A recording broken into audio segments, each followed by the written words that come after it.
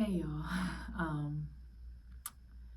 I just tapped on here and I'm still in a bit of like an emotional, grateful, spiritual place.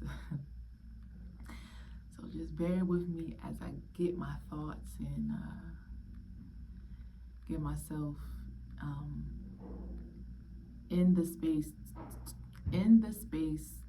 to speak because I've been just taking things in and just tending to my spirit before recording this video. um, but I want to share, well, not but. So today I'm going to share about an experience that I had about, like, what's today? Today's Wednesday.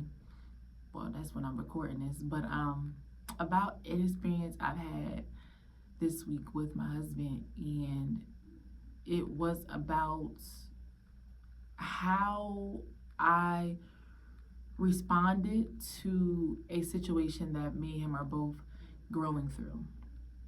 And within that, there was a conversation that was had, and it was heated to a certain extent. I mean, not so much heated from my end, but from my husband's end.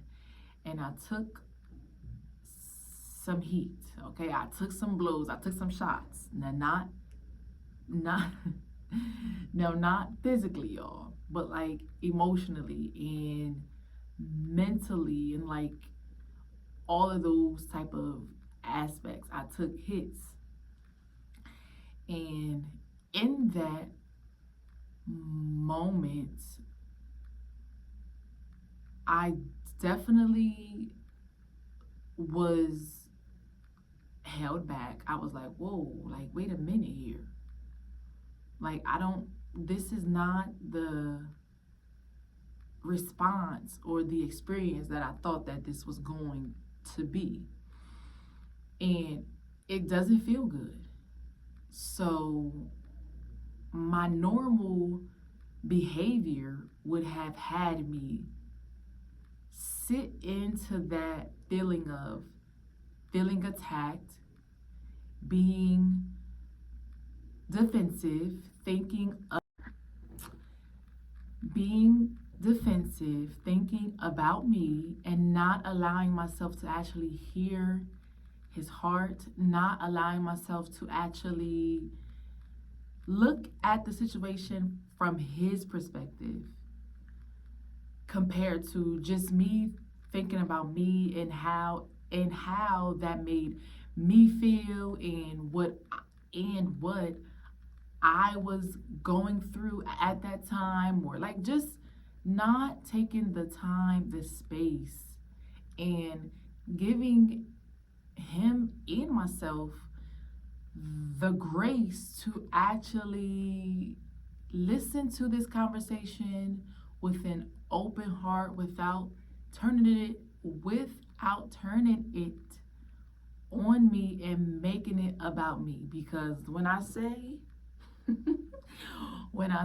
in that moment, I would have shut down. Some of the past behavioral and mental patterns of my life was to automatically get offensive. Like, it was easy for me to feel attacked and then to act on it, and then make another person feel some type of way. And I just need to point this out because this is going to help somebody, because it helped me. And I'm just thinking back, like, wow, like I'm changing. Like, this ain't the same girl. I'm not in the same rodeo, because baby, after that conversation, I would have been, well, okay, so after that conversation, I would have been in my feelings. I would have been giving off a nasty vibe. I just would have been stuck in that space. And it was very easy and very common for me that when I was in a conversation or a conflict with my husband, that I shut down, I just act cold, I just act mean towards him. Like it's like I it's like once those type of interactions happen, I came out of love. I begin to act based on conditional love. Like, oh wait, hold on. So he made me feel this way. Oh, well, I'm not going to do this. I am going to ignore him as much as possible. I am just going to act like he doesn't even exist. And just talking that out now, it's helping me to see that that was not a safe emotional space. Well, shoot, a safe space, period. Like that probably told him that, okay, if we come into a conflict, if we come into a agreement, and she feels like she's being attacked based off of what I'm expressing to her, now she is going to treat me a certain way, act a certain way, and I don't want that response. I don't want that treatment. So let me then hold back on what I really want to say. Hold back on hold back on expressing how I really feel, even to the woman that I love, even to the partner that I'm with. Let me just be quiet. Let me just not say as much. Let me not be completely open and transparent because if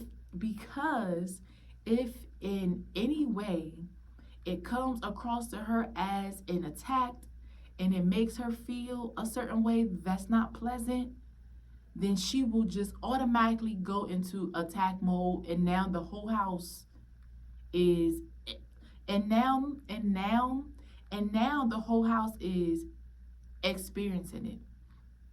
Now, I'm not speaking for him.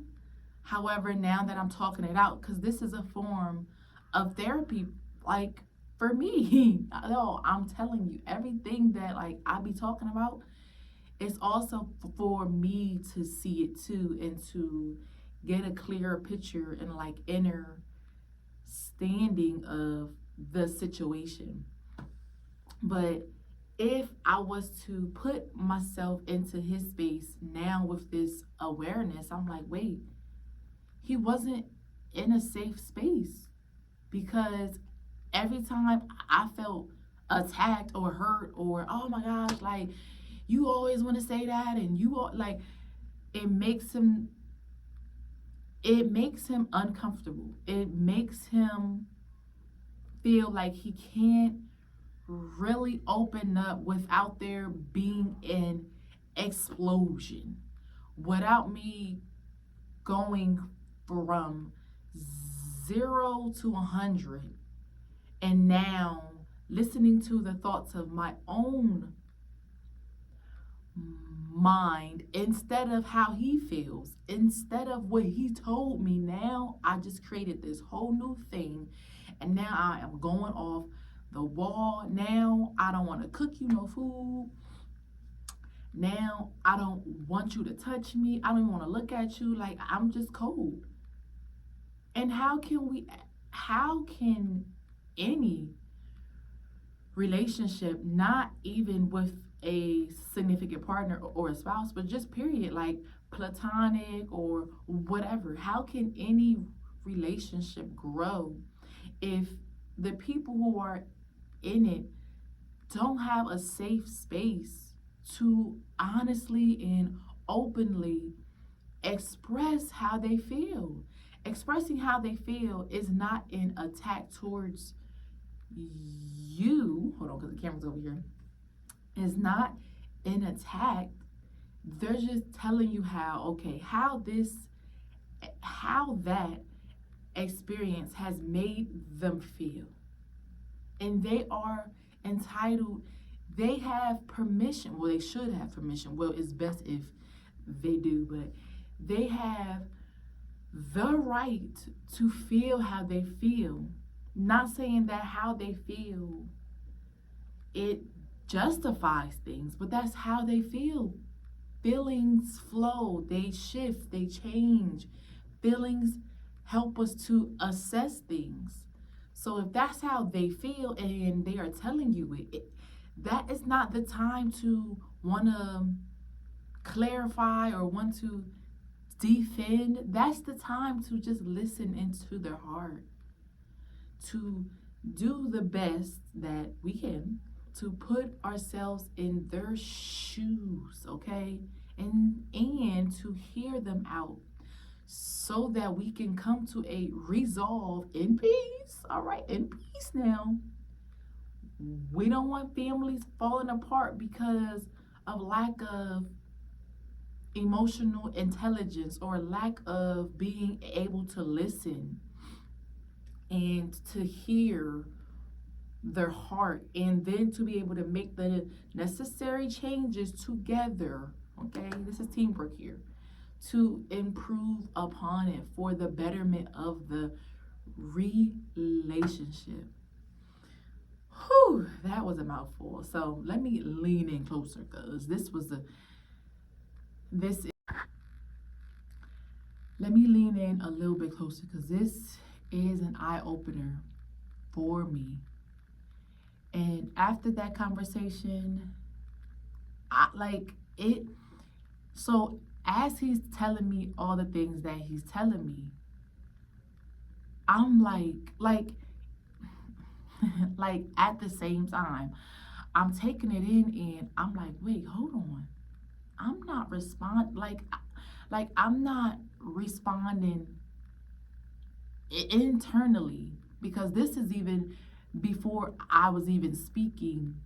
I was even I was even verbally responding. This is just me listening in. And I'm like, wait, I, like, I don't feel the need to attack. I don't feel the need to defend. It was like the path to, well, the path from him to me was cleared up so that I can receive his heart in that conversation. So as I'm listening to what he's telling me, I'm like, oh my gosh, like, I'm changing. Like, who is this woman? Who is this girl? Because from the onset, I would have been closed up. My heart would have closed, my mind, and I would have been closed up. But I allowed him to talk. And then once he finished, I was quiet. I wasn't quick to respond how I have been in the past. I'm so grateful for the past, okay? I am grateful for growth. But I wasn't quick to respond, because in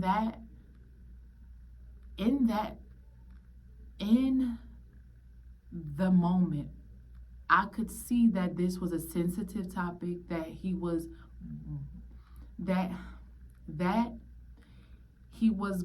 vulnerable, and that sometimes, a lot of the times, it's not always as easy for men to be that emotionally, especially with females, with us women who are like more emotionally inclined.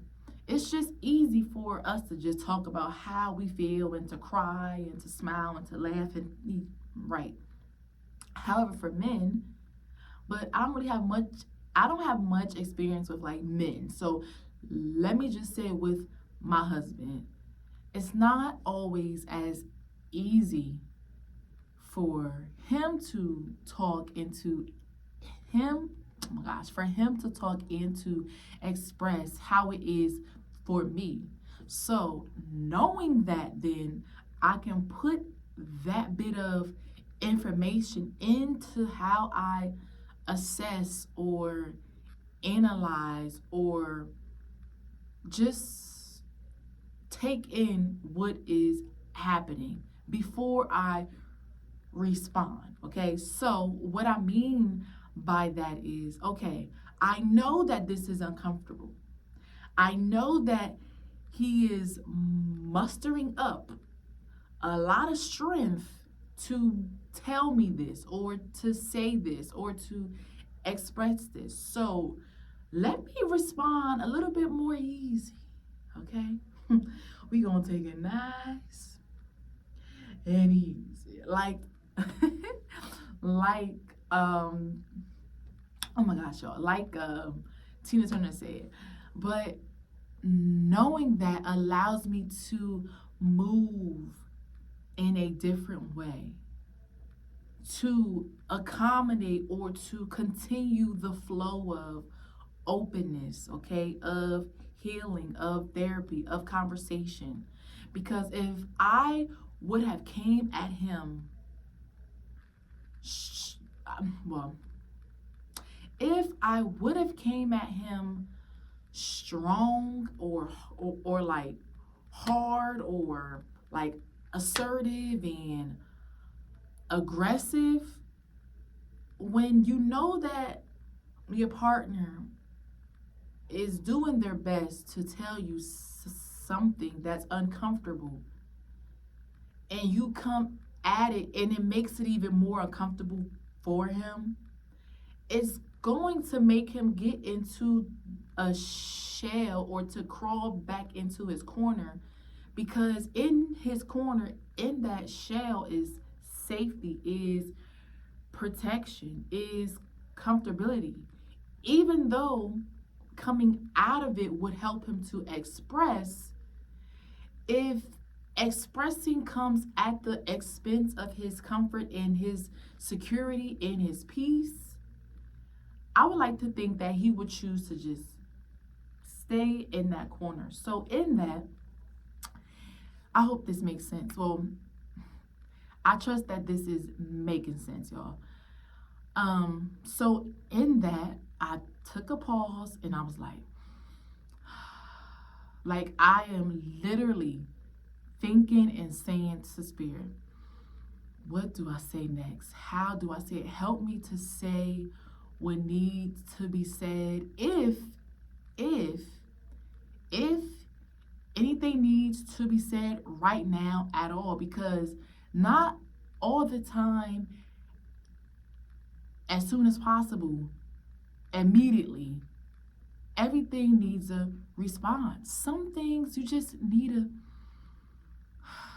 just don't say anything at all and let things fall where they may, and then come back into the situation in a better mental, spiritual, emotional space, so that the parties or that the people can be able to receive and to give, I would say, at a more even exchange. Okay, so I took a pause. This is like the third time that I done came to this point in conversation, so let me get past this. But so I took a pause and I was like, so I took a look at him, I took a look away, I closed my eyes, and I was just like, all right, I'm going to leave you alone. I'm going to let you have some time. Let us have some time to ourselves. Now, let me give y'all some backstory, okay? Because I ain't never, ever, what? Get on my level. What? All right, but I ain't never come to a point in our conversations where I peacefully said, look, I'ma just let us get some time. I'ma just let you get some time and I'm going to leave this space. I never said anything like that because I was always the person that I want to answer now. Like, I don't care if it hurts. I don't care if we are bleeding. I don't care if we are screaming, crying. I don't care if you are punching the pillow. I don't care if it's hurt. I want a response now. I want an answer now. I don't care about anything else. I want an answer. And when you command and when you demand a response in that chaos, in that type of energy field, the response, 9 times out of 10, it won't be a response out of love. It won't be a response out of compassion, out of out of understanding. It will be a response out of the complete opposite. And then that leads into another thing and then another thing. And it's like basically you would just continue that pattern within that problem because you never opened up to completely receive. Okay? When there is tension, right? Say there's like a tug of war. You cannot receive easily because this one is pulling this way. Look. It's hard here. And this one's pulling on this side. And it is a continuous tug of war. No one's perspective, no one's emotions, feelings are being accounted for because it's not able to flow. Okay? But once you relieve that and relax and you allow the energy to flow, the feelings to be expressed, the emotions and the perspectives to be shared, then that's when you can say, all right, now I get what you are saying. That's not to say that what you think is not important or what you feel is not important or how you have taken that experience as not valuable to this whole experience, but that is just to turn the light beam from off of you and put it on someone else to be able to receive their experience. And when you have the full picture of what is going on, then you can properly assess and heal and talk and work through it. So after I left the room, I went down in the basement and I began to clean up because that was a task I've had on my list for about a week and I've been wanting to. So I'm like, look, not to kill time, but to make this time that I am away productive instead of sitting on my phone, scrolling on social media, instead of just getting in a car and just leaving the house and just going off someplace. Instead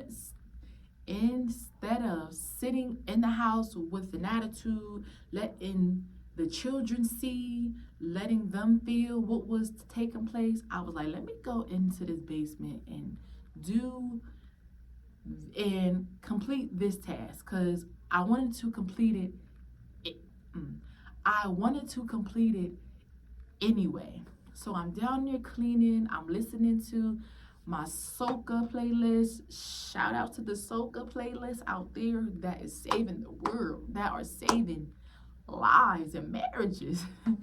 But I played it and it helped me to lift my spirits up. I did not play any sad songs, any slow songs. I played some soca. I played, I think, some, I I just played that. No. And then I went from soca to like love songs. I played Anita Baker playlist. I played Tony, Tone and Tone, or Tone and Tony. I don't know. Okay, yeah.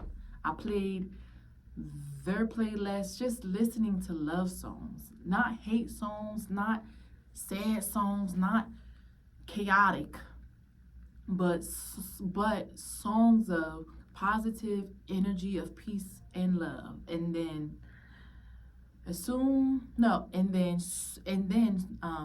before I knew it, the basement was clean. I went upstairs. For work um he left for work without speaking, without saying anything. And that has happened in the past. However, instead of getting an attitude because of that, because I'm telling you, it was easy for me to feel attacked when my husband was feeling a way that I felt like he should not have felt. And now, speaking of it, that's like a bully. That is an emotional bully, to say, wait, hold on, you can't feel this way because like I don't feel this way. Like, whoa, he is entitled, just how I am, to feel what he's feeling. Because the more that he allows himself to feel it and to flow through, the more he is able to understand what is going on, to take that experience and to learn from. But if we close out our emotions, if we close out from allowing ourselves to express, we make it harder for us to heal and to evolve and to learn from that experience. So instead of popping an attitude that, wait, so he just gonna leave the house, he ain't say nothing, like that's so ignorant, like I was just like, nope, he's still going through what he is going through. And in that moment, I'm choosing to not take on that energy. I mean, we are husband and wife, we are best friends, we are soulmates, we are spirit mates, we are life partners. We in this thing until the wheels fall off, until the car break down, until there's no more energy, until the energy is recreated and then made into something else. We are in this thing. But just because we are in this thing together does not mean that we have to take on each other's emotional, mental, spiritual positions through conflicts or through trying experiences. So I was like, nah, I'm not gonna let that get me down. I'm a G. It's like, but I ain't gonna let that. So I was just like, so I was thinking to myself, all right, he just left for work. Even though I would love to just text him now, because sometimes texting is more effective than speaking. I know a lot of people might disagree, but speaking for millennials, I ain't speaking to the people who came up when they didn't even have phones. I'm talking about for millennials. We came up with the creation of these smart phones. Texting through that in certain conversations at certain times, it helps us to be able to communicate with the ability to take a pause. We don't have to just reply as soon as possible as like we would in person. We can put the phone away, we can pick it up, we can change it, we can like edit things. Like, say we text something and we type it and then we look back and it's like, wait, hold on, this is kind of mean. Let me quickly go back and like fix it up. before they see it. Now that's the key, before they see it. But the ability to be able to text through certain situations, especially like sensitive ones or like uncomfortable ones, it helps us at the beginning of things until we are emotionally at ease, and we are able to talk about it the second time around, to come up with a way to fix it. So I waited until the children was in bed, until he was about at work for about like 2 hours, and then I messaged him, and I was just like, look, it was never my intention to hurt your feelings, to make you feel a certain way, to feel less than, your to feel like your experiences were not important. It was not my intention at all. And you have to know that. You have to know that, like, I would not, like, intentionally hurt you, knowing that this is a sensitive topic, knowing that it was hard for you to even say this. And I just want you to know that we are in this thing together, and I love you, and it was never my intention to make you feel like you were important, or to attack you. I thought that this was, well, I had a so from okay, so here is where the clash happened. I thought that the topic that we were talking about was a safe topic for us to talk about in a playful way. But to him, he didn't see it. He didn't see that as playful. He didn't see that as playful at all. So there was a miscommunication there, a misinterpretation, because what I thought was okay, he thought was not. So from that conversation, we was able to see that, oh wait, he is not playing and I'm playing. So that's why conversation and communicating is important, because you might not always be in the same space as far as perspective, as far as your energy, your emotions, period.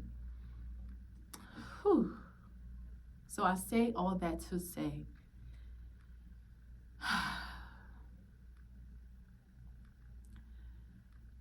that I've grown and I'm growing. And the way that I would have responded before is not how I've responded in that sense. And I'm like, it's like I'm seeing and I'm experiencing and I'm manifesting and creating the life, the person, the essence that I've always wanted to be. I might not have been able to verbalize it or to articulate it, but I knew it in here of the overall being that I've wanted to be. And with that, I just encourage you that if you were like me and you were quick to be in attack mode, to be defensive, to put the light on you, to put the light on to you when someone else is opening up to express their experience, I encourage you to just test it out. Consciously go in here and say, nope, this isn't about me. I'm not going to turn this into my spotlight, but instead listen and hear the heart of this person who I say that I love. Now you say that you love, but the way that you've been loving is giving conditional love. And conditional love doesn't allow the person fully to be themselves because it's based on conditions. It is based on, well, if this happens, then this will happen. If this happens, then I will do this. If he says this, then I'll do that. If he don't say this, like, it's not giving love, okay? It's giving control. It's giving conditions. So allow yourself to create a new pattern. Come on, D, you better come on, girl. Allow yourself to create a new pattern that will usher in the healing that you need, the lessons that you need to pass to become a better person, to become a better spouse, a better mom, a better friend, a better person, a better being, a better being. So I'm gonna let y'all slide with that one. May this help you in some way, shape, or form. And be easy. Let your guard relax, and receive with love. Give with love. Listen with love. When your partner is speaking, put a filter here. So say he is speaking, right? Put a invisible filter here and here that is labeled unconditional love. So whatever he's speaking here, even though it might be coming out of trauma and hurt and pain, once it hits that unconditional filter, you can take the essence of what they are saying and you can better hear them, and you can apply what it is that they are telling you in that situation and grow through it together. So I love y'all, and I'll see y'all next time.